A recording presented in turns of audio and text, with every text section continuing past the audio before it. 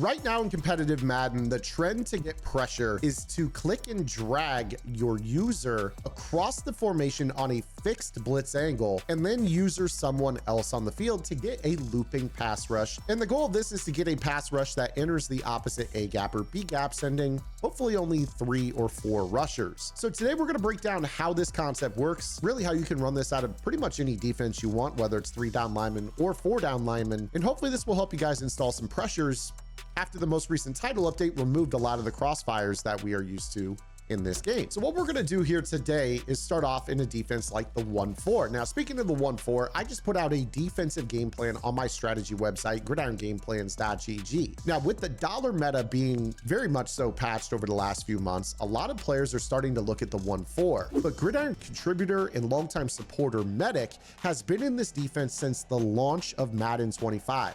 While everybody was in 3-2, he was in the 1-4, mastering this craft. I just dropped this defensive game plan breaking down all of his blitz setups, and I installed my coverage in behind those blitzes to help give you guys arguably the most comprehensive and the best counter meta defense out there, whether you struggle with trips tight end or bunch strong, or really any type of offensive alignment in the game. My coverage shells that I've been teaching all year long, in addition to all of his crazy blitzes, we're talking loops into the left and right A gap, loops into the left and right B gap, linebacker loops around the edge, and 3-man slot pressures off of the left or right. So your opponent has no idea which way they should slide protect at all, left, right, or not at all. You guys are gonna be able to run all those blitzes, sending 3 or 4 rushers at most, while running the best coverage schemes in competitive Madden to beat those players online, help you guys save money so you're not ripping those bundles, use those rewards to buy the cards you need. Make sure you guys go check out Gridiron Game Plans. Defense just went live on the website today. You guys can unlock everything on the website for $9.95. But we're gonna keep it real basic out of the 1-4 here, okay? So I'm just gonna call a formation with a fixed blitz angle, or a play rather, that has a linebacker on a fixed blitz angle. So right here, we're in the Tampa 2. And you see that Jordan Whitehead, if we were to run this normal, would blitz into the left A gap. What we're gonna do is we're gonna move him across the formation so he's now standing over the opposite guard. His blitz angle is what I call a fixed blitz angle. That means it does not move. This is very different to if I were to blitz my user and then move him around. You see how it pops around gap to gap?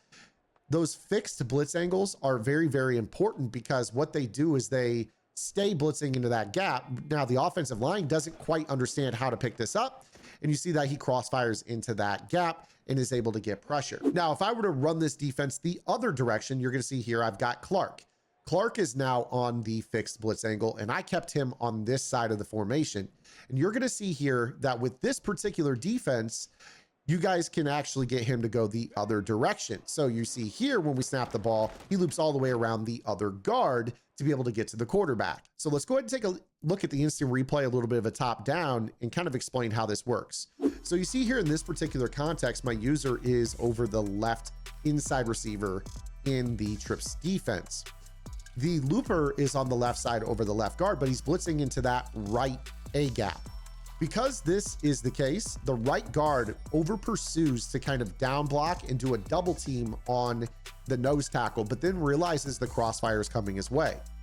Now, the issue is he stepped up way too far and he can't recover to this looper going all the way around him, and he's able to come in for a sack. So I want you to take a look at this here. I'm coming out in the Tampa 2 with the fixed blitz angle to the left. And what I'm gonna do is I'm gonna flip my play. Now, traditionally, when I flip this play, you would expect for the linebackers to flip-flop.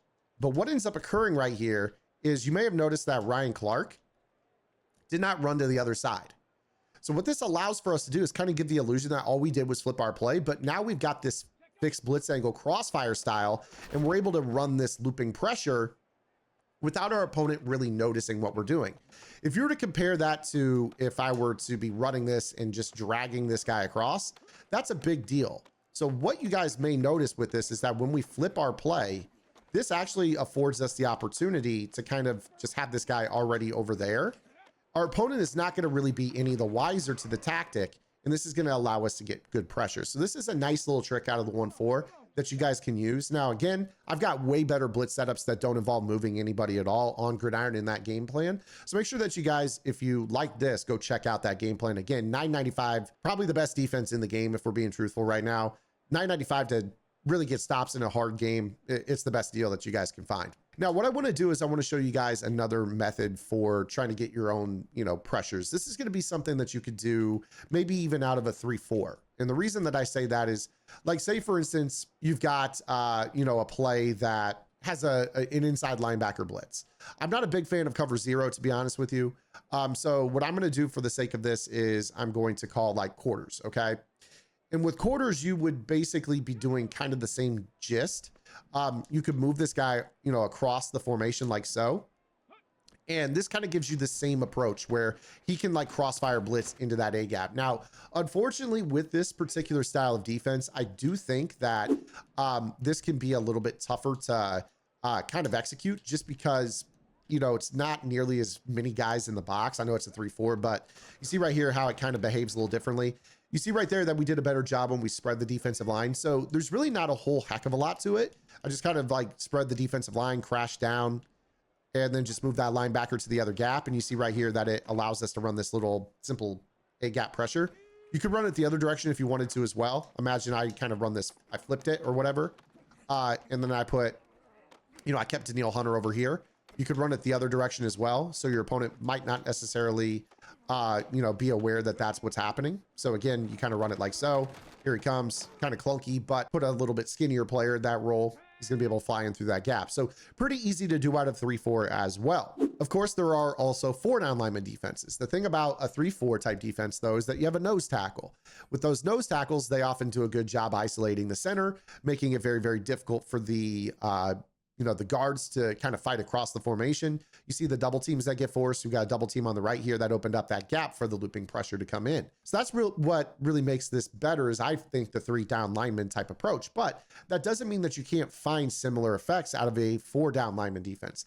Take for instance, the 3-3 over, we got this play called sim pressure. In this play, sim pressure, it's already a looping style pressure.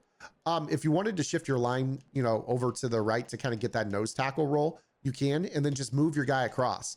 Again, the whole premise of this is to try to force that double team if you can.